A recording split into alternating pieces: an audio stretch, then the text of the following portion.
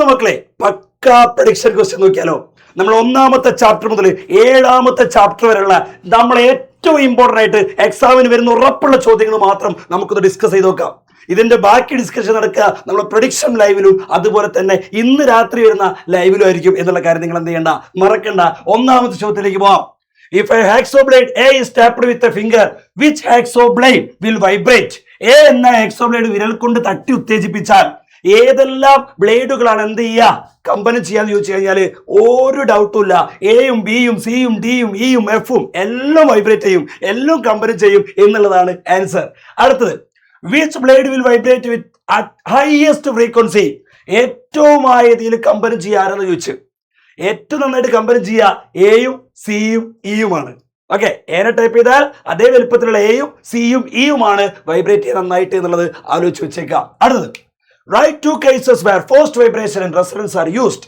പ്രണോദിത കമ്പനവും അനുനാദവും ഉപയോഗിക്കുന്ന രണ്ട് സന്ദർഭം. ഒന്ന് MRI സ്കാനിങ്, രണ്ട് റേഡിയോ ട്യൂണിങ്. പഠിച്ചു വെച്ചേക്ക്, MRI സ്കാനിങ്, റേഡിയോ ട്യൂണിങ്.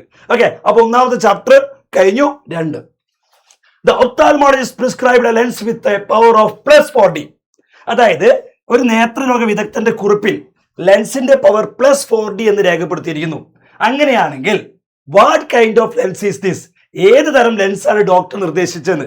മക്കളെ, പവർ +40 അല്ലേ? പവർ പ്ലസ് കണ്ടാൽ ഒരു സംശയവും വേണ്ട, അത് കോൺവെക്സ് ലെൻസ് ആയിരിക്കും. പവർ പ്ലസ് ആണെങ്കിൽ കോൺവെക്സ് ആയിരിക്കും, മൈനസ് ആണെങ്കിൽ കോൺകേവ് ആയിരിക്കും. Okay, calculate the focal length of the lens. ഈ ലെൻസിന്റെ ഫോക്കസ് ദൂരം കണക്കാക്കുക, ഏറ്റവും ഇമ്പോർട്ടന്റ് ആയ ചോദ്യം. അപ്പൊ ഫോക്കസ് ദൂരം ഒന്ന് കണക്കാക്കി വെക്കാം. നോക്ക്, ഫോക്കസ് ദൂരം കണക്കാക്കാൻ F = 1/p. ഈക്വേഷൻ കൂടെ ഓർത്ത് വെച്ചേക്കുക അല്ലെ. അപ്പൊ 1/4 എന്ന് പറഞ്ഞാൽ എത്രയാ? 0.25 എന്ന് വരും. അപ്പൊ 0.25 മീറ്റർ. കാരണം ഫോക്കൽ ലെങ്ത് ആണ്, ഫോക്കസ് ദൂരമാണ് കണ്ടുപിടിച്ച്. യെസ്, ഇനി അടുത്ത ചോദ്യത്തിലേക്ക് എടുക്കാം. ഇത് 3ാമത്തെ ചാപ്റ്റർ ചോദ്യമാണ്. What is the name of this I problem? എന്തോ ഒരു പ്രശ്നമുണ്ട് കണ്ണിന്. കണ്ണിന്റെ ഏത് പ്രശ്നമാണ് ഈ കാണുന്നതെന്ന് ചോദിച്ചു. എടാ, ഇവിടുന്ന് ദൂരേന്ന് വരുന്ന ലൈറ്റ് നമ്മളെ കണ്ണിന്റെ റെറ്റിനയിൽ എത്തുന്നില്ല, അതിന് മുമ്പെയാണ് ഇമേജ് ഉണ്ടാവുന്നത്, പ്രതിബിംബം ഉണ്ടാവുന്നത്.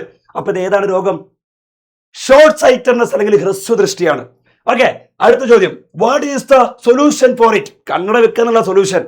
ഏത് കണ്ണട വെക്കും? കോൺകേവ് ആണോ കോൺവെക്സ് ആണോ? അപ്പൊ നമ്മൾ എന്ത് ചെയ്യുക, മലയാളത്തിൽ കോൺകേവ് എന്നും കോൺവെക്സ് എന്നും ഒരു ട്രിക്ക് പറഞ്ഞുതരാം. കോൺകേവ് എന്നും കോൺവെക്സ് എന്നും മലയാളത്തിൽ എഴുതി വെക്കുക. എന്നിട്ട് മക്കൾ അക്ഷരം എണ്ണി നോക്കുക. അക്ഷരം നോക്ക്, കോൺകേവിൽ എത്ര അക്ഷരമുണ്ട്? 1, 2, 3, 4 അക്ഷരമുണ്ട്. കോൺവെക്സിലോ 1, 2, 3, 4, 5 അക്ഷരമുണ്ട്. അപ്പൊ അക്ഷരം കൂടുതലുള്ളത് ലോങ് സൈറ്റഡ്നെസ്, ദീർഘദൃഷ്ടി. ഓക്കെ, അക്ഷരം കൂടുതലാണെങ്കിൽ നമുക്ക് പെട്ടെന്ന് മനസ്സിലാവും. 5 ഉണ്ടല്ലോ അല്ലെ, 5 അക്ഷരം ഉണ്ടല്ലോ. അപ്പൊ ഇത് ലോങ് ആണ്, ലോങ്. അപ്പൊ ലോങ് സൈറ്റഡ്നെസ്, ദീർഘദൃഷ്ടിക്കാണ് ഈ ലെൻസ് ഉപയോഗിക്കുക, കോൺവെക്സ്. അപ്പൊ ഇവിടെയോ 1, 2, 3, 4 അക്ഷരമല്ലേ ഉള്ളൂ. അപ്പൊ അത് ഷോർട്ട് സൈറ്റഡ്നെസ് അല്ലെങ്കിൽ ഹ്രസ്വദൃഷ്ടിക്ക് ഉപയോഗിക്കുക, കോൺകേവ് ആണ്. അപ്പൊ കോൺകേവ് ആണെന്ന് മനസ്സിലായി. സെറ്റാണേ? യെസ്. ഇനി അടുത്തത്, right any 2 reason for this defect. ഈ തകരാറിനുള്ള ഏതെങ്കിലും 2 കാരണം ഇതേ. അടുത്ത് എന്തുകൊണ്ടാണ് ഉണ്ടാവുന്നത്? 1, ഐബോളിന്റെ സൈസ് കൂടിപ്പോയി, നേത്രഗോളത്തിന്റെ വലുപ്പം കൂടിപ്പോയി, അതുകൊണ്ടല്ല ഇത് ഇവിടെ ആയിപ്പോയി, ലടുത്തുലേനോ. 2ാമത്തത്, ലെൻസിന്റെ പവർ കൂടുതലാണ്, അല്ലെങ്കിൽ ലെൻസിന്റെ പവർ കൂടുതലാണ്. ഇംഗ്ലീഷിൽ മലയാളത്തിൽ അങ്ങനെ തന്നെ. Okay, set. അപ്പൊ ഇതാണ് 3ാമത്തെ ചാപ്റ്റർ. ഇനി അടുത്തത് 4ാമത്തെ ചാപ്റ്റർ. അതായത് ഒരു ചിത്രം തന്നിട്ടുണ്ട്. ഇവിടെ XY എന്നൊക്കെ അടയാളപ്പെടുത്തിയിട്ടുണ്ട്. എക്സിന് ചുറ്റുള്ള മാഗ്നറ്റിക് ഫീൽഡ് കാന്തിക ബലരേഖനെ വരയ്ക്കണം, വൈക്ക് ചുറ്റുള്ള മാഗ്നറ്റിക് ഫീൽഡ് കാന്തിക ബലരേഖനെ വരയ്ക്കണം. ഇതാണ് ചോദ്യം. ഇത് വരയ്ക്കുക റൈറ്റ് ഹാൻഡ് തമ്പ് റൂൾ വെച്ചിട്ടാ, വലതു കൈ പെരുവിരൽ നിയമം വെച്ചിട്ടാണ് നമ്മൾ എന്ത് ചെയ്യുക, ഇത് വരയ്ക്കുക. ഓക്കെ, വരച്ചാൽ എങ്ങനെ ഉണ്ടാവും? ഇങ്ങനെ ഉണ്ടാവും.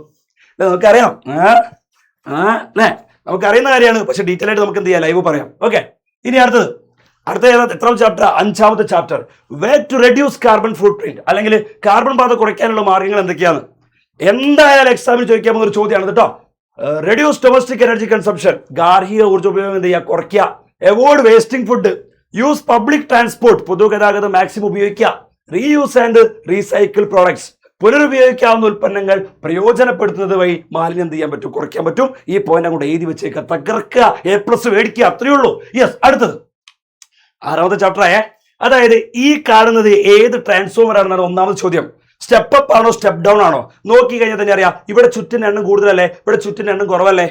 അപ്പോ പ്രൈമറിയിൽ ചുറ്റിന് എണ്ണം കൂടുതൽ, സെക്കൻഡറിയിൽ ചുറ്റിന് എണ്ണം കുറവ് അല്ലെ? അങ്ങനെയല്ലേ നമ്മൾ വിചാരിക്കുക. പക്ഷെ ഇവിടെ ചെറിയൊരു വ്യത്യാസമുണ്ട്. ഇവിടെ VS എന്നും ഇവിടെ VP എന്നും എഴുതി. അതായത് ഇത് സെക്കൻഡറി ആണ്, ഇത് പ്രൈമറി ആണ്. നമ്മളിത് കൺഫ്യൂഷൻ ആക്കാൻ വേണ്ടിയിട്ടാ.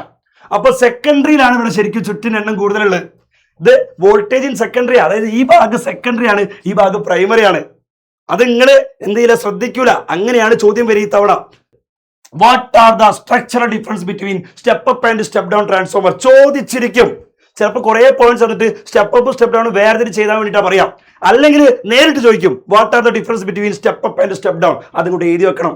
ഡീറ്റെയിൽ ആയിട്ട് സ്റ്റെപ്പ് അപ്പ് സ്റ്റെപ്പ് ഡൗൺ എന്നുള്ള വ്യത്യാസം നമുക്ക് എന്ത് ചെയ്യാം, ലൈവിൽ അങ്ങോട്ട് പറയാം. ഇനി അടുത്ത ചോദ്യം. ഇങ്ങനെ ഒരു ചിത്രം തരും, ലിവർ ആയിട്ട് ബന്ധപ്പെട്ടൊരു ചോദ്യം എക്സാമിന് വന്നിരിക്കും. എന്നൊരു ചോദിച്ചാൽ എന്താ അറിയോ, which order of liver does the figure represent? ചിത്രം ഏത് വർഗ ഉത്തോലകത്തെ സൂചിപ്പിക്കുന്നു? മക്കളെ, ലോഡ് എന്ന് പറഞ്ഞ ആൾ നടുവിലല്ലേ, ലോഡ് സെന്ററിലല്ലേ വരുന്നത്. ലോഡ് സെന്ററിൽ വന്നാൽ ഇത് രണ്ടാം വർഗ ഉത്തോലകാണ് അല്ലെ, സെക്കൻഡ് ഓർഡർ ആണെന്നുള്ള കാര്യം ആലോചിച്ച് വെച്ചേക്കാം. രണ്ടാമത്തെ ചോദ്യം, what is it's mechanical advantage? ഇതിന്റെ യാന്ത്രിക ലാഭം എത്രയാണ് എന്ന് ചോദിച്ചു കഴിഞ്ഞാല് അത് ഗ്രേറ്റർ ദാൻ 1 ആണ്, ഒന്നിൽ കൂടുതലാണ് എന്ന് ഓർത്ത് വെച്ചേക്കാം. ഇനി അടുത്ത ചോദ്യം, right another example for the same order of liver.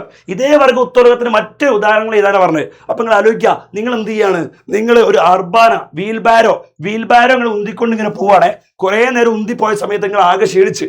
അപ്പൊ നിങ്ങൾ എന്ത് ചെയ്യുക, ഒരു നാരങ്ങ സോഡ കുടിക്കാൻ വേണ്ടി തീരുമാനിച്ചു. അങ്ങനെ നിങ്ങൾ കടയിൽ കയറിയപ്പോ ആ പീഡക്കാരൻ എന്ത് ചെയ്ത്, ഒരു ഗ്ലാസ് എടുത്ത് അതിലേക്ക് എന്ത് ചെയ്ത്, ഒരു നാരങ്ങ കട്ട് ചെയ്തിട്ട് നാരങ്ങ പിഴിഞ്ഞു. എന്നിട്ട് സോഡ തുറക്കാൻ വേണ്ടി ബോട്ടിൽ ഓപ്പണർ എടുത്ത് തുറന്ന് എന്നിട്ട് നേരെ സോഡ വെച്ച് എന്നിട്ട് നിങ്ങൾക്ക് തന്ന്. ഈ കഥയും കൂടെ ആലോചിച്ച് വെച്ചേക്കുക. എന്നാല് സെക്കൻഡ് ഓർഡർ ലിവറിന് എക്സാമ്പിൾ ആയി. ഒന്ന് വീൽബാരോ, വണ്ടി ഉന്തിപ്പോയി, ദാഹിച്ചു, അപ്പൊ ബോട്ടിൽ ഓപ്പണർ വെച്ചിട്ട് തുറന്നു. എന്നിട്ട് ആ നാരങ്ങ പിയാൻ വേണ്ടിയിട്ട് എന്ത് ഉപയോഗിച്ചു, ആ നാരങ്ങ ചെക്കില്ലേ, അല്ലെങ്കിൽ ലെമൺ സ്ക്യൂസർ ഇല്ലേ, അത് ഉപയോഗിച്ചു. അപ്പൊ ഈ 3 എന്ത് ചെയ്യുക, സെക്കൻഡ് ഓർഡർ ലിവറിന് എക്സാമ്പിൾ ആയിട്ട് അങ്ങോട്ട് പഠിച്ചു വെച്ചേക്കാം. ഒരുപാട് ഇങ്ങനത്തെ ട്രിക്കുകളും ഒരുപാട് ഐഡിയാസ് തരാൻ വേണ്ടിയിട്ട് നമ്മൾ അടിപൊളി ലൈവ് ഇന്നും അതുപോലെ തന്നെ നാളെ നമ്മളെ പ്രഡിക്ഷൻ ലൈവ് ഉണ്ട്. ആ പ്രഡിക്ഷൻ ലൈവിൽ പറയാത്ത ഒരൊറ്റ ചോദ്യം പോലും നിങ്ങളുടെ ക്വസ്റ്റ്യൻ പേപ്പറിൽ നിങ്ങൾ കാണില്ല. ഇത് ഉറപ്പാണ്. ഇത് നമ്മളെ MS സൊല്യൂഷന്റെ വാക്കാണ് എന്ന് പറഞ്ഞുകൊണ്ട് എല്ലാവരും ഞാൻ എന്ത് ചെയ്യാണ്, ആ പ്രഡിക്ഷൻ ലൈവിലേക്ക് കൂടി വെൽക്കം ചെയ്യാണ്. നമുക്ക് എന്ത് ചെയ്യാം, ലൈവിൽ വെച്ച് കാണാം. ബൈ.